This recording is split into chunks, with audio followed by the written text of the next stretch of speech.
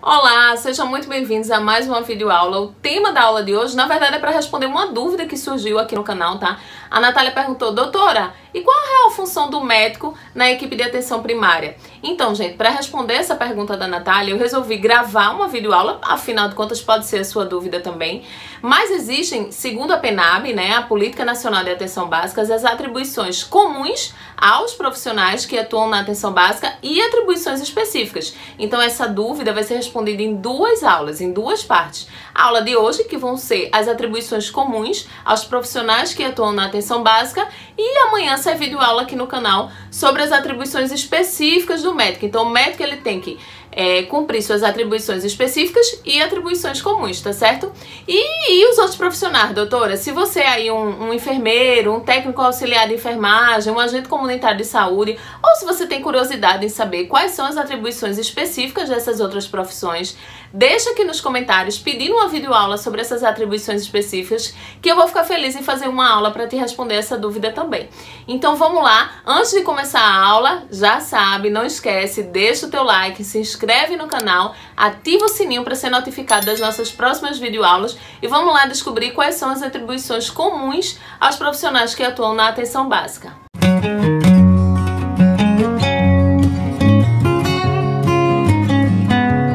Então vamos lá começar nossa aula. Segundo a PNAB, Política Nacional de Atenção Básica, que inclusive foi a referência dessa aula, tá, gente? Se quiser consultar toda essa aula, foi retirada lá da PNAB. Então, se você quiser dar uma olhadinha no texto original, é só ir lá na PNAB.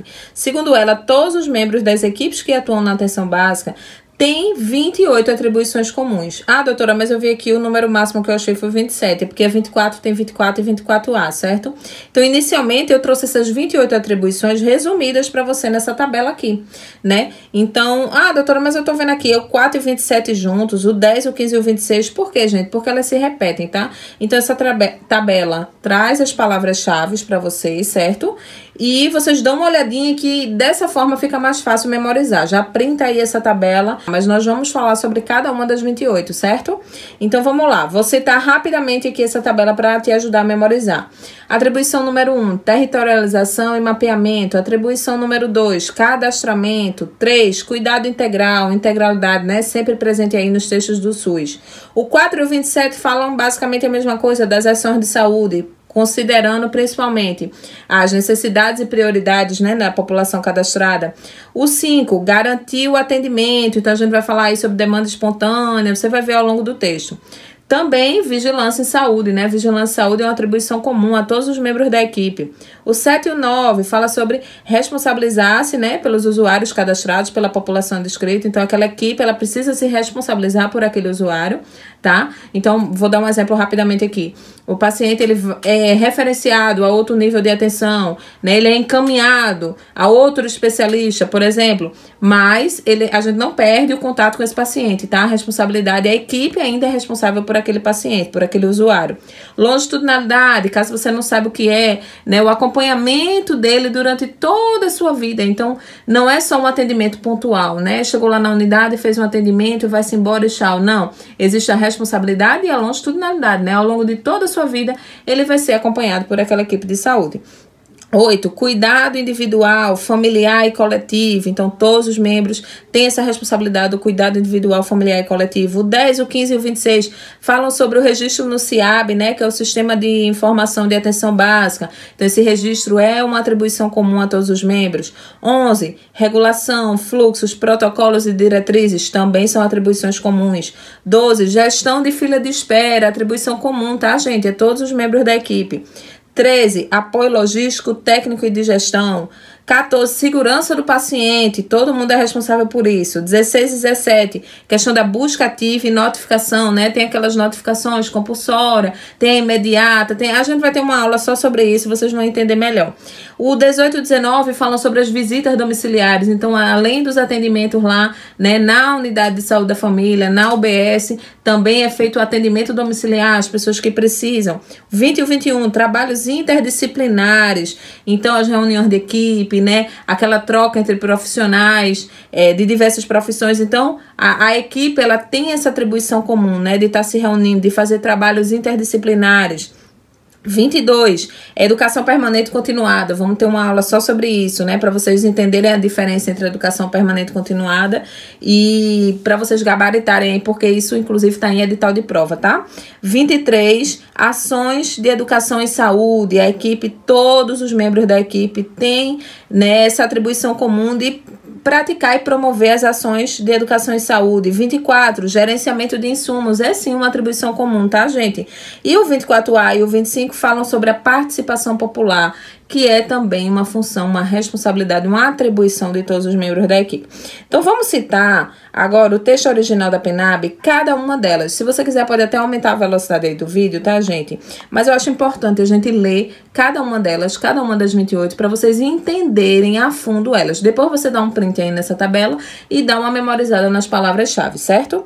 Vamos lá. Atribuição número 1, participar do processo de territorialização e mapeamento. Opa, palavra-chave, territorialização e mapeamento da área de atuação da equipe, identificando grupos, famílias e indivíduos expostos a riscos e vulnerabilidades. Então, essa é uma atribuição comum, certo? 2, cadastrar e manter atualizado o cadastramento e outros dados de saúde das famílias e dos indivíduos no Sistema de Informação de Atenção Básico, SIAB, né? Utilizando as informações sistematicamente para análise de situações de saúde, considerando as características sociais, econômicas, culturais, demográficas e epidemiológicas do território, priorizando situações a serem acompanhadas no planejamento local. Então, é cadastrar e manter atualizado lá o SIAB, certo? Considerando todas as peculiaridades daquele território e das famílias e dos indivíduos cadastrados. 3, realizar o cuidado integral, integralidade aí presente mais uma vez.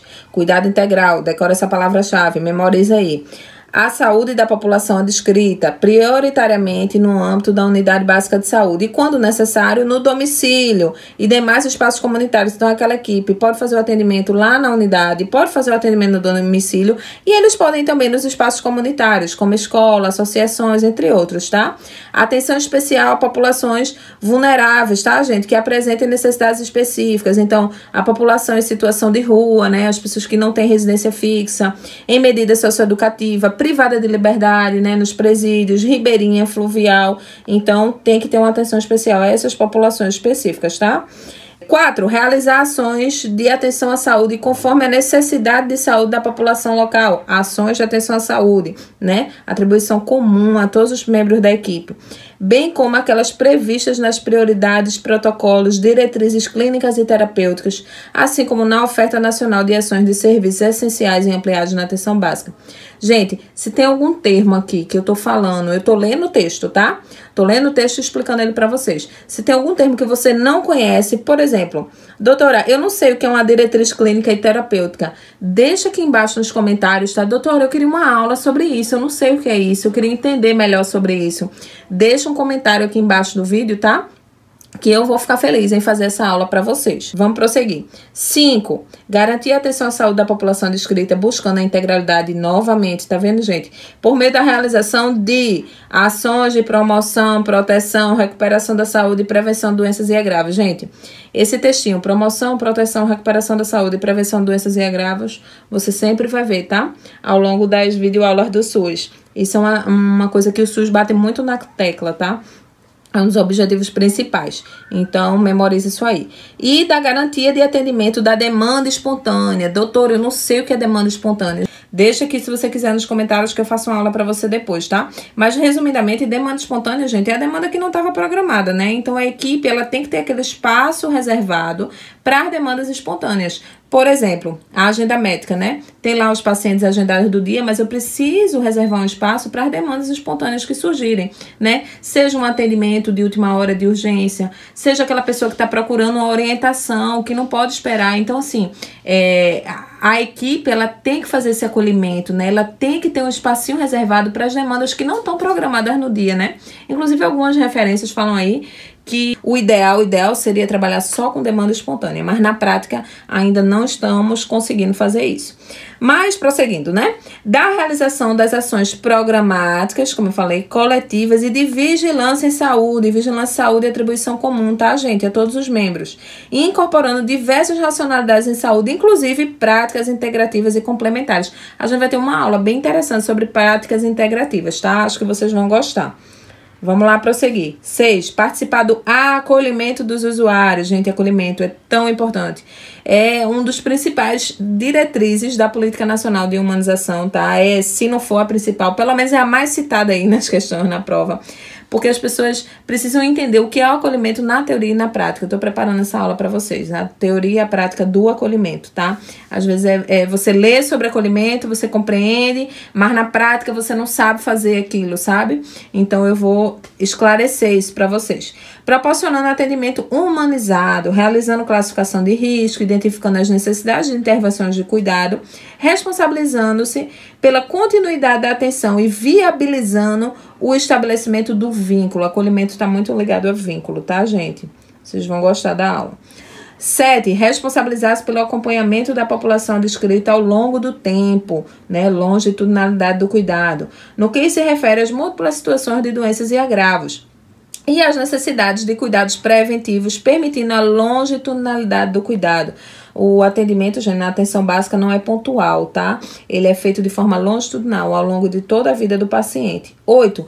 Praticar cuidado individual familiar e dirigido a pessoas, famílias e grupos sociais, visando propor intervenções que possam influenciar os processos de saúde e doença individual, das coletividades e da própria comunidade, certo? Então, cuidado individual, familiar e coletivo, né? Como a gente já viu também em outros textos. 9. Responsabilizar-se pela população descrita, mantendo a coordenação do cuidado. Gente, a atenção básica, ela é coordenadora e ordenadora do cuidado, lembram? A gente já viu esse texto em outras aulas. Então, é preciso responsabilizar-se. Aquele paciente, ele pode sim ser referenciado para outros pontos da rede de atenção à saúde e da RAS, né? Mas a responsabilidade, a coordenadora é a atenção básica, certo? Então, aquela equipe, ela ainda é responsável por aquele paciente, por aquele indivíduo, tá? Que está cadastrado lá na equipe. Então, mesmo que ele seja referenciado, vou dar um exemplo para vocês.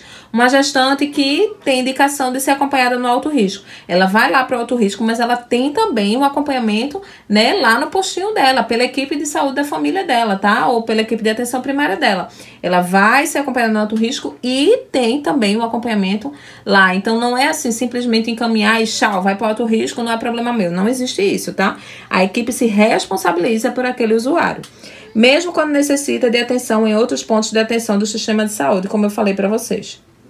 10. Utilizar o SIAB, né, que é o Sistema de Informação de Atenção Básica vigente, para registro das ações de saúde na atenção básica. O SIAB tem que estar sendo abastecido, tá, gente? A gente tem que estar registrando as ações de saúde lá, visando subsidiar a gestão, planejamento, investigação clínica e epidemiológica e a avaliação dos serviços de saúde. Então, por que é importante eu fazer esses registros? Porque é através deles que a gente consegue planejar as ações de saúde, né? As políticas de saúde, inclusive. Vamos dar continuidade. 11. Contribuir para o processo de regulação do acesso a partir da atenção básica. Lembra? A coordenadora, ordenadora. Então, a partir da atenção básica, tem o processo de regulação para outros pontos da RAS, né? Participando da definição de fluxos assistenciais na rede de atenção à saúde, bem como da elaboração e implementação de protocolos e diretrizes clínicas e terapêuticas para a ordenação desses fluxos. Vamos lá prosseguir. 12. Realizar a gestão das filas de espera, evitando a prática de encaminhamento desnecessário. Gente, às vezes rola muito isso, tá? Na atenção básica, encaminhamento desnecessário. Então, vamos tentar diminuir essa gestão das filas de espera. Acho que vocês viram na aula de atenção básica. Se não viu essa aula ainda, dá uma olhada lá para você entender o conceito de atenção básica, tá? Você vai ver que a gente falou lá que 85%, cerca de 85%, 80% a 90% das demandas de saúde não precisam de encaminhamento, não precisam de regulação. Elas podem ser solucionadas, iniciadas e finalizadas na atenção básica, gente. Então, essa é a importância da atenção básica. É assim que a gente, né, diminui as filas de espera, né? Então, tá lá outra especialidade abarrotada de gente, né? Então, você marca uma consulta hoje para o oftalmo, por exemplo, só tem vaga daqui a 1 ano. Por quê? Porque tem muito encaminhamento desnecessário. Então, algumas coisas podem ser resolvidas na atenção básica, certo? Então, essa questão da gestão de fila de espera, encaminhamento desnecessário, é algo que a gente precisa ainda trabalhar e bater muito na tecla para a gente melhorar os fluxos, né, da nossa atenção básica. com base nos processos de regulação locais, referência e contra-referência. A referência, tá, gente? E o encaminhamento, então sai dali da atenção básica, vai para outro ponto da RAIS. Contra-referência é o retorno daquele outro profissional, né, para quem referenciou aquele paciente. Então, referência é como se fosse um encaminhamento, e aí o outro especialista vai lá e encaminha, por exemplo, o endocrinologista, né? E ele vai lá e manda uma contra-referência para mim, né? Manda o laudo dele, o diagnóstico dele, e aí a gente vai se comunicando, né, através da referência e contra-referência, para prestar uma boa assistência em saúde àquele usuário, ampliando-a para um processo de compartilhamento de casos e acompanhamento longitudinal de responsabilidade das equipes que atuam na atenção básica, como eu falei para vocês, né, a longitudinalidade do cuidado. 13. Prevê nos fluxos da RAIS, entre os pontos de atenção de diferentes configurações tecnológicas, lembra a tecnologia de saúde, leve, dura e dura, a integração por meio de serviços de apoio logístico, técnico e de gestão. Então, vai prever os fluxos integrando o apoio logístico, técnico e de gestão, né? Todo mundo lá, todos os membros das equipes têm essa atribuição comum para garantir a integralidade do cuidado. Integralidade do cuidado, mais uma vez, sendo citada no texto da PNAB. 14. Instituir ações para a segurança do paciente e propor medidas para reduzir os riscos e diminuir os eventos adversos. A gente vai ter uma aula só sobre segurança do paciente, tá, gente? É importante isso aqui, está presente em muitos editais. 15. Alimentar e garantir a qualidade do registro das atividades nos sistemas de informação de atenção básica conforme normativa vigente. Como eu falei para vocês, vai se repetindo, né? Abastecer o CIAB, mais uma vez falando aqui no texto da PNAB. 16. Realizar busca ativa e notificar doenças e agravos de notificação compulsória. Vamos ter uma aula também sobre notificação compulsória, bem importante. Principalmente se você é profissional de saúde e vai trabalhar lá na equipe, né, que atua na atenção básica, você precisa saber, tá? Quais são as doenças e agravos de notificação compulsória. Bem como outras doenças, agravos, surtos, acidentes, violências, situações sanitárias e ambientais de importância local, considerando essas ocorrências para o planejamento de ações de prevenção, proteção e recuperação da saúde. Olha lá, mais uma vez, prevenção, proteção e recuperação da saúde, tá? Então, é preciso fazer essa busca ativa. A gente vai falar um pouquinho mais sobre a aula de notificação compulsória, mas isso é importantíssimo, é uma atribuição comum de todos os membros da equipe, tá? 17. Realizar a busca ativa de internações e atendimentos de urgência e emergência. Dona Maria, que mora ali na rua tal, que é cadastrada aqui na nossa equipe, nunca mais ela veio. O que é que tá acontecendo? Vamos lá saber na casa dela, né? Tem os agentes comunitários de saúde, ele vai lá e a gente tá fazendo uma busca ativa, né? A gente descobriu de repente que Dona Maria foi internada, né? Precisou de um atendimento de urgência e emergência em outro ponto da RAIS. Então, a gente precisa fazer essa busca ativa, tá? A gente precisa acompanhar esse paciente, como eu falei, responsabilizar-se, né? Acompanhamento longitudinal por causas sensíveis à atenção básica, a fim de estabelecer estratégias que ampliem a resolutividade e longitudinalidade pelas equipes que atuam na atenção básica. Então, o que ele está falando aqui também é que, às vezes, tem alguns pacientes que vão buscar diretamente o serviço de urgência, mas que poderia ser atendido ali na atenção básica, tá, gente? Então, por exemplo, não necessariamente uma internação, mas a pessoa tá indo lá no serviço de urgência para pegar um analgésico porque tá com a cefaleia. Então, toda vez que ele tem uma cefaleia, ele vai lá no serviço de urgência, né? Vai lá na UPA, perto da casa dele, e pega um analgésico, né? Ou para solicitar um hemograma. Tem gente que vai na UPA para pedir um hemograma, né? Então, a equipe de saúde responsável por essa pessoa tem como atribuição orientar essa pessoa, fazer uma busca ativa, identificar essas pessoas que não têm, às vezes, a informação de que aquela demanda poderia ser realizada na atenção básica no postinho perto da casa dela, tá? Então, essa é mais uma atribuição comum. 18. Realizar visitas domiciliares e atendimentos em domicílios às famílias e pessoas em residências, instituições de longa permanência, abrigos, entre outros tipos de moradia existentes em seu território. Então, gente, ó, não é só na casa da pessoa e no postinho, tá? As equipes de saúde, elas vão em outros locais também, como abrigos, por exemplo, instituição de longa permanência, de acordo com o planejamento da equipe. Claro, isso não vai ser feito, hoje eu vou ali no abrigo, não, né, gente? Isso vai ser feito de forma ordenada, de forma planejada. Necessidades, né, considerando também as necessidades e prioridades estabelecidas. Então, as populações mais vulneráveis, né, que a gente já falou, ou em situações específicas. 19. Realizar a atenção domiciliar. Tá vendo que eles se repetem? 18 e 19 falam mais ou menos a mesma coisa, tem mais ou menos a mesma palavra-chave.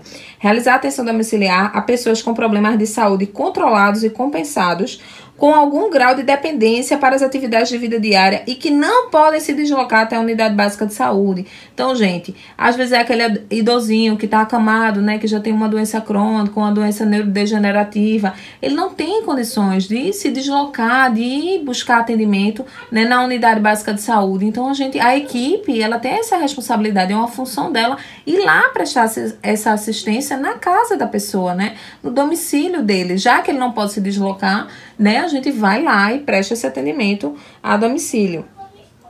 20. Realizar trabalhos interdisciplinares e em equipes. Isso é tão importante, gente, para melhorar os fluxos, né, para melhorar o atendimento, os profissionais se unirem, né, de diversas áreas, dialogarem, relatarem caso, planejarem ações. Importantíssimo esse 20.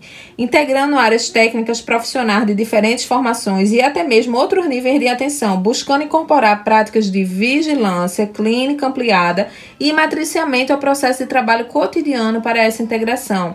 Então, é a questão da realização de consulta compartilhada, reservada aos profissionais de nível superior. Por exemplo, nessa aqui, por que eu grifei e deixei em branco para vocês? Porque a consulta compartilhada, existem vários tipos de trabalhos interdisciplinares, tá? Mas a consulta compartilhada é uma consulta como, por exemplo, vai o médico, o enfermeiro e o fisioterapeuta na casa da pessoa. Porque lá na reunião de equipe da gente, a gente discutiu que Dona Maria, que mora na casa tal, ela tá precisando do atendimento, né, do psicólogo, do fisioterapeuta, do enfermeiro e da médica ao mesmo tempo. Então, a gente pode ir lá e fazer essa consulta ao mesmo tempo, né? Fazer essa consulta compartilhada, essa consulta juntos. Então, a equipe se une, marca um dia e vai lá fazer essa consulta, tá? Então, nesse caso de consulta compartilhada, é reservado aos profissionais de nível superior. Ah, doutora, mas o técnico, né, o agente comunitário de saúde, ele faz parte da equipe. Você não está falando que são atribuições comuns a todos os membros? Então, gente, mas isso aqui foi uma aspas que ele colocou lá, tá? A consulta compartilhada é reservada aos profissionais. Isso quer dizer que o agente comunitário de saúde não pode ir nessa consulta? Claro que ele pode, tá? Mas é uma atribuição, uma função específica da consulta compartilhada, os profissionais do nível superior, tá? Eles precisam fazer. Mas o trabalho interdisciplinar, a reunião de equipe, todo mundo tem que participar, tá certo? Espero que tenha ficado claro isso para vocês. Construção de projeto terapêutico singular, a gente vai ter uma aula sobre projeto terapêutico singular, é bem importante. Trabalho com grupos, entre outras estratégias, em consonância com as necessidades e demanda da população. Então, não é algo engessado, tá? Precisa considerar essa demanda da população. Então, por exemplo, né, vocês acham que as demandas de uma população lá, cadastrada na equipe, de uma área rural remota, é a mesma demanda da população de uma região urbana? Não, né, gente? Cada um vai ter sua demanda. Então, as ações não necessariamente vão servir, né, para as duas áreas, né? Então precisa considerar os aspectos demográficos, as necessidades, a vulnerabilidade. Ou outro exemplo aqui para vocês entenderem melhor. Uma equipe, 80% da população descrita cadastrada naquela equipe é de idosos. Já a outra equipe de saúde, 80% são de adultos jovens. As demandas são completamente diferentes, né? Então as ações, elas precisam ser planejadas considerando as demandas da população. Então, vamos lá, respira um pouquinho aí. Eu sei que são muitas, né, as atribuições, são 28, mas já tá acabando. Vamos lá para o 21. Participar de reuniões de equipe, como eu falei para vocês, se repete, né, reuniões de equipe, a fim de acompanhar e discutir em conjunto o planejamento e avaliação sistemática das ações de equipe. Então, gente, não é só planejar, tá? É discutir também, avaliar as ações que já foram realizadas até para melhorar, né? A partir da utilização dos dados disponíveis, visando o quê? A readequação constante do processo de trabalho. Melhoria contínua, gente. Então, a equipe que não se reúne, ela vai tender a não ser muito eficaz, né, nas suas ações de saúde. A equipe precisa se reunir, ela precisa avaliar as ações que foram feitas, planejar novas ações, né, identificar possíveis erros, melhorar nisso aí, né? Então, é importante a reunião constante, a reunião mensal, para readequar, né, esse processo de trabalho. Vamos lá, 22. Articular e participar das atividades de educação permanente e educação continuada. Como eu falei para vocês, a gente vai ter uma aula só sobre isso, tá? Vocês vão entender a diferença entre elas e, inclusive, isso aqui cai em prova, tá? Tá presente aí em alguns editais. 23. Realizar ações de educação e saúde à população adscrita, conforme o planejamento da equipe e utilizando abordagens adequadas às necessidades desse público. Sempre, né, a abordagem adequada à necessidade. Ações de educação e saúde, gente, são importantíssimas, tá? A população é muito carente de informação em saúde, então a gente precisa educar elas, né? Explicar, não só sobre as doenças, mas sobre as demandas, sobre o fluxo, a quem ele tem que procurar. Às vezes o usuário, ele tem uma necessidade específica, uma demanda específica, ele não sabe nem por onde começar, ele não sabe se para pedir um hemograma, se ele vai numa urgência, se ele vai no postinho. Então essa ação em educação e saúde é muito importante, tanto para ajudar o usuário, né, para ele ter um melhor atendimento, como para melhorar os fluxos, tá? Vamos lá, 24. Participar do gerenciamento de insumos necessários para o adequado funcionamento da ABS. Todo mundo gerencia esses insumos, tá, gente?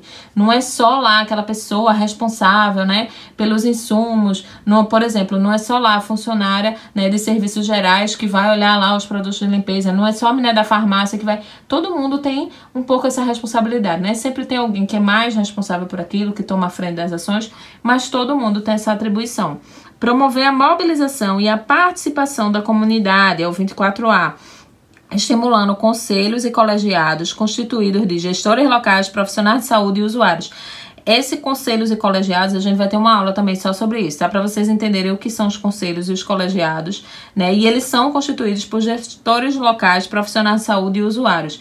Essa aula é bem importante, inclusive, tá? Não perde essa aula. Quando ela estiver pronta, eu coloco aqui no canto superior direito da tela.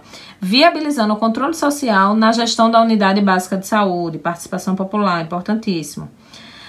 25. Identificar parceiros e recursos na comunidade que possam potencializar ações intersetoriais. Então, às vezes tem, tá, gente, na comunidade, pessoas que podem ajudar nas ações de saúde, que podem fazer uma parceria, né, que eles também têm interesse em promover aquela ação de saúde. Então, é importante identificar esses parceiros, pessoas que possam agregar, que possam ajudar. 26. Acompanhar e registrar no CIAB, né, e no mapa de acompanhamento do Programa Bolsa Família e outros programas sociais equivalentes as condicionalidades de saúde das famílias beneficiárias. Então, esse acompanhamento, esse registro é uma atribuição da equipe de saúde, tá, gente? 27. Realizar outras ações e atividades de acordo com as prioridades locais definidas pelo gestor local. Então, é isso. Eram essas as atribuições comuns. Eu trouxe aqui uma questão para vocês. Vamos lá ver essa questão. Foi de 2020, inclusive. Dentre as diversas atividades executadas pela equipe de saúde da família, pode-se citar as seguintes. O que é a atribuição comum da equipe, gente, dos membros da equipe? 1. Conhecer a realidade das famílias pelas quais são responsáveis e identificar os problemas de saúde mais comuns. Sim, isso é uma atribuição de todo mundo, né? A gente viu aqui ao longo de todas essas atribuições. Um é verdadeiro. 2. Executar, de acordo com a qualificação de cada profissional, os procedimentos de vigilância à saúde e vigilância epidemiológica. Sim, né? Vigilância, atribuição de todos os membros da equipe. De acordo com a qualificação dele, todo mundo precisa fazer essa questão da vigilância, tá? Também verdadeiro. 3. Garantir a continuidade do tratamento pela adequada referência do caso. Sim, continuidade do tratamento, longitudinalidade, adequada referência. Sim, atribuição comum, a gente viu aqui ao longo da aula. 4. Prestar assistência parcial, respondendo de forma contínua e racionalizada à demanda de acordo com os tipos de atendimento disponíveis na unidade. Opa, uma palavrinha aí deixou essa quarta falsa, né? Prestar assistência parcial, não, né, gente? Assistência integral, a gente sabe disso, né? Então, a alternativa aí, letra E, né? 1, 2 e 3 apenas são verdadeiros. O 4 se tornou falso. Então era isso que eu tinha para falar para vocês na aula de hoje. Eu espero que tenham gostado, que tenha ajudado. Se ficou alguma dúvida, não deixa para depois. Envie um e-mail doutora.natalialucenaensina@gmail.com ou me procura lá nas redes sociais doutora.natalialucena, ou então deixa teu comentário aqui embaixo, é bom porque divide com outras pessoas e me ajuda a divulgar o canal, gente. O seu like é muito importante, então deixa o teu like, se inscreve no canal, vai aparecer uma bolinha aqui, ó, você pode clicar nela para se inscrever, caso ainda não seja inscrito, ativa lá o sininho para ser notificado das próximas aulas, e é isso, eu vejo vocês na nossa próxima videoaula.